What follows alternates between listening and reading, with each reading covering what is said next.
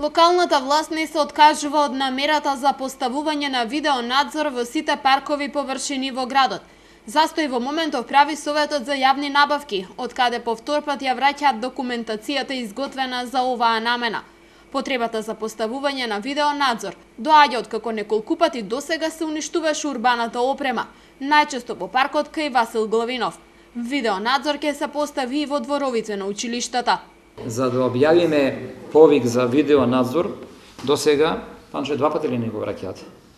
Ние имаме 2 пати ни го враќа Советот за јавни набавки. Еве денеска трет пат аплицираме. Оној момент, кога ќе помине, ќе помине. Ако не сега ќе помине, ни пат ние сме одма подготвени, бидејќи у програмата имаме обезбедено 2 милиона денари за видеонадзор. Истиот момент, и школите ќе ги офанеме со видеонадзор, и парковите површини ќе ги офанеме со видеонадзор. Покрај клупите, континуирано се уништуваат и корпи за отпадоци. Надлежните се надеваат дека видеонадзорот ќе помогне да се сочува урбаната опрема. Во иднина, парите од буџетската каса да се трошат за набавка на нова, а не за реконструкција на постоечката опрема.